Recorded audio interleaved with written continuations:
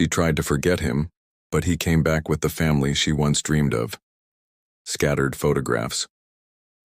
The hammer slipped from Olivia Reed's grip, clattering against the wooden floorboards as she stared at the small metal box that had been concealed behind the wall panel. Dust motes danced in the afternoon sunlight streaming through the cottage windows, illuminating her surprised expression. 3 weeks into renovating her coastal cottage, and the old place was still revealing its secrets. "What have we here?" she murmured, setting aside her tools and brushing plaster dust from her jeans. The vintage tin box was cool to the touch, its surface etched with faded seashell patterns. Something about it felt both familiar and foreign, like a half-remembered dream. When she pried open the lid, her breath caught. Photographs, dozens of them, spilled onto her lap. Her fingers trembled as she lifted the first one. A younger version of herself, laughing into the camera, her chestnut hair whipping across her face in the ocean breeze. And next to her, arms wrapped possessively around her waist, stood Thomas Bennett. "I thought I'd thrown all these away," Olivia whispered to the empty room. 10 years had passed since Thomas had walked away, leaving nothing but a hastily written note explaining his music fellowship in Vienna couldn't wait. 10 years of building her landscape architecture firm from the ground up, of learning to wake up without that hollow ache in her chest, of convincing herself that his departure had ultimately been for the best. The cottage creaked around her as if sharing her discomfort. She'd purchased this place 6 months ago, a dilapidated fisherman's cottage on the outskirts of Harborview, as both an investment and a promise to herself. At 35, she was finally putting down roots, creating something permanent. Her phone buzzed, mercifully breaking the spell of the photographs. "Tell me you haven't fallen through the floor of that death trap," Julian's voice teased through the speaker. Olivia smiled despite herself. Julian West had been her business partner for 7 years, and her closest friend since Thomas's departure had left her isolated and wary. "The cottage resents that remark," she replied, quickly shoving the photographs back into the box. "How's the Oceanside Hotel proposal coming along? Finished the renderings an hour ago. The clients are going to flip when they see what you've designed for their terrace gardens. Pure genius, Reed." Pride momentarily displaced her nostalgia. The Oceanside project was exactly the high-profile commission their firm needed. An opportunity to showcase her vision of integrating native coastal plantings with contemporary design elements. "I'll be in to review them tomorrow morning," she promised, her eyes drifting back to the box. "I just need to finish opening up this wall." After ending the call, Olivia stood and carried the box to her kitchen table. Logic told her to toss it directly into the trash. These were artifacts from a life she'd outgrown. Yet something held her back. The last photograph in the stack showed Thomas at his piano, eyes closed in concentration, fingers splayed across the keys. She remembered taking it during their final summer together, when his compositions had begun attracting attention from prestigious music conservatories abroad. She'd been so proud then, never suspecting that his talent would create the gulf that eventually separated them. "Ancient history," she said firmly, closing the box with decisive hands. Outside her window, the sea stretched toward the horizon, its surface burnished gold by the setting sun. Olivia took a deep breath of salt-tinged air. She had built this life carefully, deliberately. Her designs were sought after along the entire coast. Her friendship with Julian was solid and uncomplicated. The emptiness that had once threatened to consume her had been filled with achievement and purpose. She didn't need Thomas Bennett's ghost haunting her renovation project.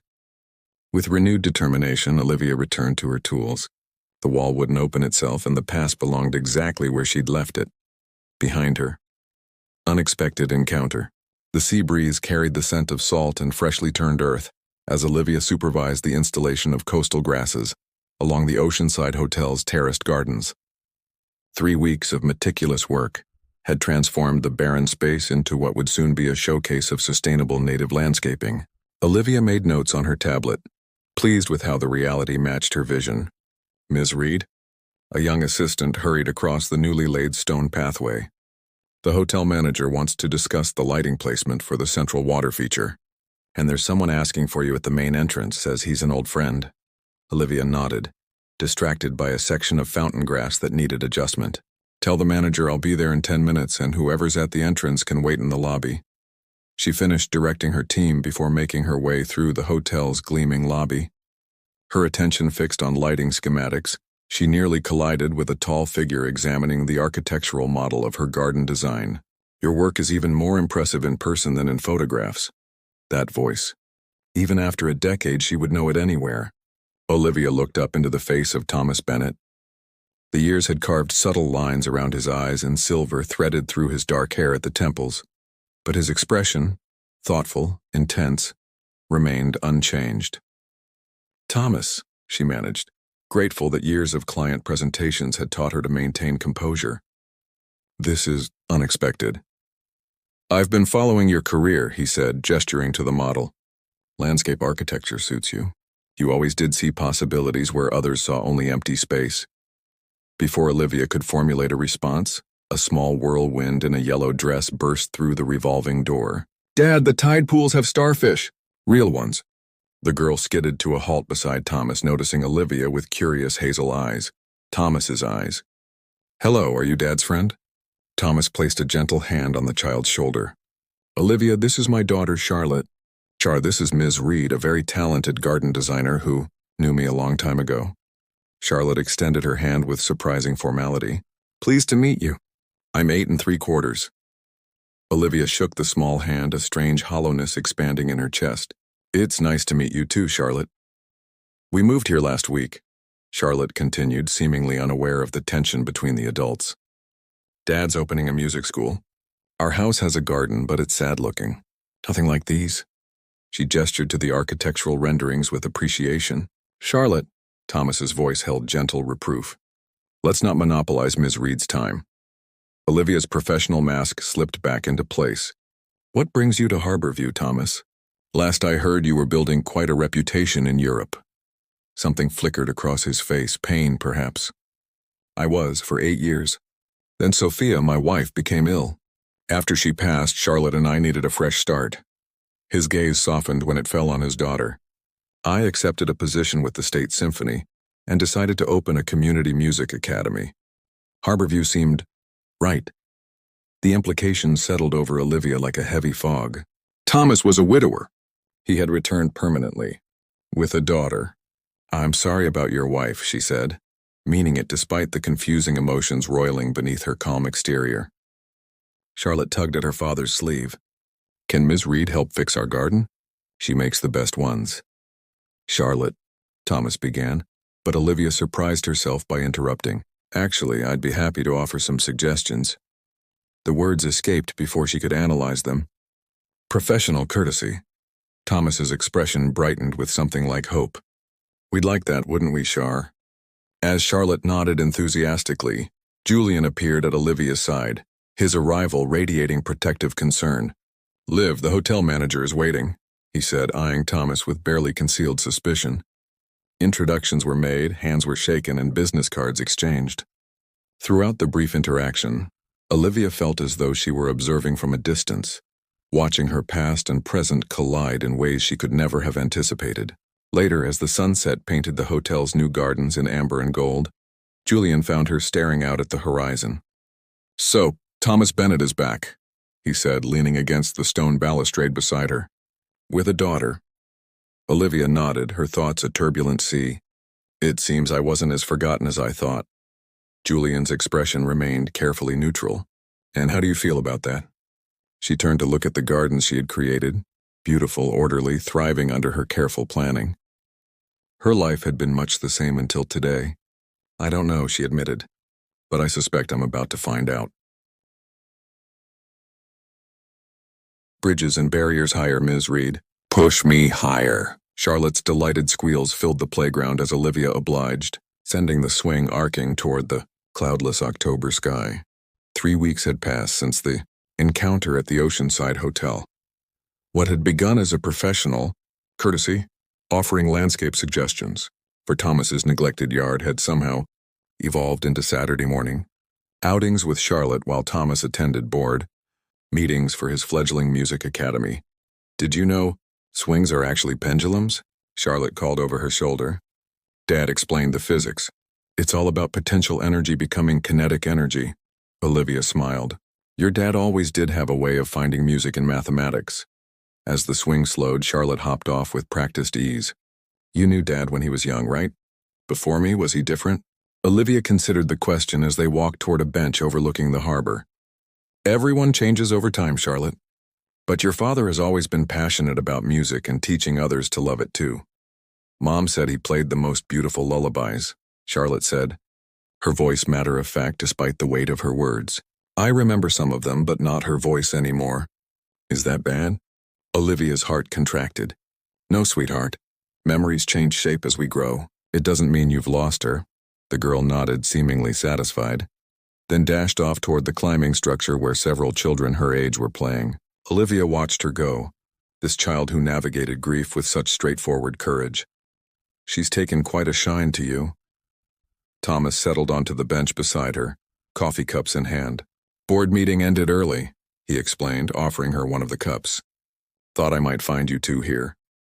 Their fingers brushed during the exchange, a momentary contact that shouldn't have registered but somehow did. Olivia focused on the harbor, where fishing boats bobbed in the gentle swells. Charlotte's remarkable, she said. You've done well with her. Some days I feel completely out of my depth, Thomas admitted. Sophia was the organized one, the planner. I'm still learning. The mention of his late wife hung between them, a reminder of the years and experiences that had shaped their separate lives. Julian thinks I shouldn't be spending time with you and Charlotte, Olivia said abruptly. Thomas raised an eyebrow. And what does Olivia think?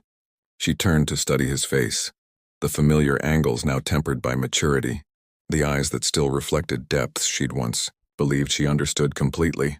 Think I'm still trying to reconcile the Thomas, who left without looking back with the father I see before me now.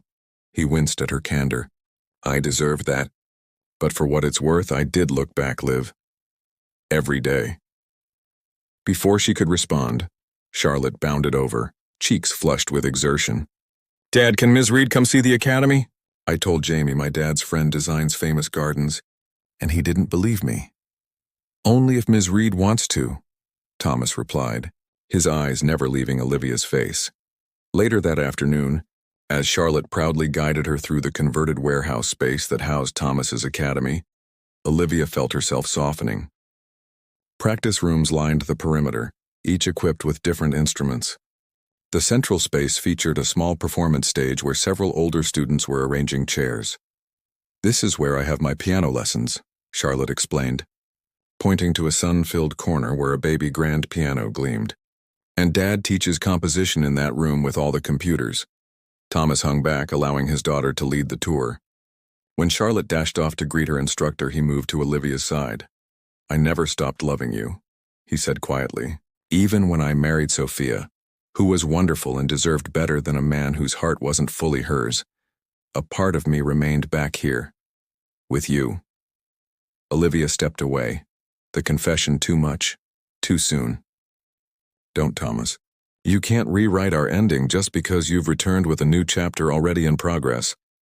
That's not what I'm doing, he protested. Isn't it? You've created this beautiful academy, raised an amazing daughter, lived a whole life I know nothing about. And now what? I'm supposed to slip into the spaces left behind?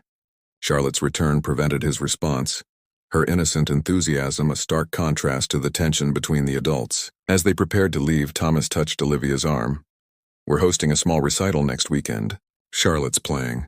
She'd love for you to come. His eyes held hers. So would I. Across town, Julian waited in their shared office, concern evident in his expression as Olivia recounted the day's events. You're rebuilding bridges to a past that nearly broke you, he warned, and this time there's a child involved. Olivia gazed out at the garden she'd designed for their office courtyard, structured yet wild, like her conflicted heart. Some things are worth the risk of breaking, she said softly, unsure if she believed it herself. The storm's revelation rain lashed against the windows of Olivia's cottage, the wind howling like a living thing as the autumn storm battered the coastline. Emergency alerts had warned of potential flooding in low-lying areas, including the warehouse district where Thomas's academy was located. Olivia paced her living room, phone in hand. She'd already called Julian, who was safely inland with his family. Now she stared at Thomas's number, debating whether to call when a flash of headlights swept across her front windows, followed by frantic knocking. She opened the door to find Thomas and Charlotte on her porch, drenched and windblown. "The academy's basement is flooding," Thomas explained as they stepped inside. "We were trying to salvage instruments when the power went out." "Your cottage was closer than our house." "Of course," Olivia interrupted, already moving to find towels. "Charlotte, let's get you dry." As the storm intensified, the three settled into an unexpected domesticity. Olivia provided dry clothes, oversized for Charlotte but better than soaking wet ones, and prepared hot chocolate while Thomas built a fire in the hearth. The cottage's sturdy walls creaked but held firm against the gale. "Your house feels safe," Charlotte observed, wrapped in a quilt on the sofa. "Like it's hugging us," Olivia smiled. "That's exactly what I hoped for when I renovated it." As Charlotte dozed off, lulled by the warmth and the rhythmic drumming of rain, Thomas joined Olivia by the window where she watched the storm's fury. "Thank you," he said quietly. "Not just for tonight, but for everything you've been to Charlotte these past weeks." Olivia turned to him. "Why did you really come back to Harborview, Thomas? Of all the places you could have started over?" In the firelight, shadows accentuated the weariness in his face. "Because running away never solved anything. I learned that the hard way." "Is that what you did? Ran away?" He nodded, his gaze fixed on the storm outside. "My father's investment firm was under federal investigation. Dad called the night before I left, told me he was about to be indicted for securities fraud. The Bennett name was about to become synonymous with scandal." His voice grew hollow with remembered pain. "You were just beginning to be recognized for your designs. Your career was taking off. I couldn't let my family's disgrace touch you." Olivia stared at him, disbelief and anger rising like a tide. "So you made that decision for me? Without even talking to me?" "I was 23 and terrified," Thomas admitted. "The fellowship offer came the same day. It seemed like Providence, a way to spare you while giving myself a fresh start somewhere no one knew my name." Charlotte stirred on the sofa, murmuring in her sleep. "Did you find what you were looking for in Europe?" Olivia asked, her voice softer now. Thomas's expression softened with memory. "Not at first. Then I met Sophia at a masterclass in Berlin. She saw through my defenses immediately, called me on my self-imposed exile." A sad smile touched his lips. "She would have liked you, actually. She's the one who encouraged me to make peace with my past. Before she died." He nodded. "She made me promise to stop running, to teach Charlotte that facing difficult truths takes more courage than avoiding them." Lightning illuminated the room, followed by a crash of thunder that startled Charlotte awake. She blinked owlishly, then slid from the sofa to join them at the window. "I dreamed about Mom," she said, leaning against her father. "She was in a garden like the ones Ms. Reed makes." Her sleepy gaze drifted to Olivia. "Dad has a picture of you in his music box. The old wooden one. I saw it when I was looking for my hair ribbons." Thomas looked momentarily abashed, but Charlotte continued. "Mom said it's okay to keep pictures of people you loved before. She kept one of her friend Michael who died when they were in college." Olivia met Thomas's gaze over the child's head, understanding blooming between them. Love wasn't a finite resource to be jealously guarded. It expanded, evolved, created room for new connections while honoring those past. As the storm gradually subsided, leaving behind a world washed clean, Olivia realized something had shifted within her as well. Not an erasure of old pain, but a new perspective on its place in the landscape of her life. Replanted roots. Morning sunlight filtered through the greenhouse glass, casting dappled shadows across the collection of coastal plants Olivia had been cultivating. 6 weeks had passed since the storm, weeks filled with careful steps toward reconciliation. She moved between the seedling trays, selecting specimens for the memorial garden she'd designed. The concept had come to her during a late-night conversation with Julian, who had finally voiced what had been troubling him about her renewed connection with Thomas. "I watched you rebuild yourself after he left," Julian had said. "I'm not worried you still love him. I'm worried you'll lose yourself, trying to fit into a ready-made family that exists because he chose someone else." His candor had been exactly what she needed, not to push Thomas away, but to recognize that any relationship moving forward would need to honor all parts of their separate journeys. The memorial garden for Sophia had been Olivia's response, not an attempt to replace Charlotte's mother, but to acknowledge her importance. Now, as she gathered the carefully selected plants, Olivia felt a sense of rightness in the gesture. The academy's courtyard had been transformed in the weeks following the storm. Community volunteers had helped repair flood damage, and Thomas had decided to convert the previously unused outdoor space into a gathering area for students and their families. Charlotte spotted her first, abandoning her piano practice to dash outside. "Are those the special plants? Dad said you found ones that can sing in the wind." Olivia smiled, setting down her trays. "These ornamental grasses will make music with even the gentlest breeze. Just like your mom appreciated beautiful sounds." Thomas emerged from his office, his expression warming at the sight of them together. Their relationship had evolved cautiously since his revelation during the storm. Coffee after Charlotte's lessons, honest conversations about their separate paths, gradual steps toward understanding. "The students are already calling it the Garden of Sound," he said, examining the plants Olivia had brought. "Several parents have volunteered to help with the planting." As they worked together throughout the afternoon, Thomas, Charlotte, Olivia, and Academy families, the garden took shape. Olivia guided them in creating a space that would evolve with the seasons, just as Charlotte would grow while carrying memories of her mother. When the others had departed, Charlotte placed a smooth stone in the garden center, painted with a treble clef in her mother's name. "Do you think she would like it?" she asked Olivia, her expression solemn. "I think she would love knowing you and your dad have created something beautiful that will grow and change," Olivia answered honestly. "Just like her love for you continues even though she's gone." Charlotte nodded, satisfied, then skipped inside to gather her belongings, leaving Olivia and Thomas alone in the new garden. "I've been offered a commission in Portland," Olivia said, breaking the companionable silence. "A botanical garden renovation. It would mean traveling back and forth for several months." Thomas studied her face. "And you're wondering if what we're building here can withstand the distance?"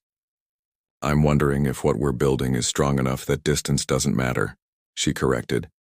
10 years ago, we let circumstances separate us. I need to know we won't make that mistake again."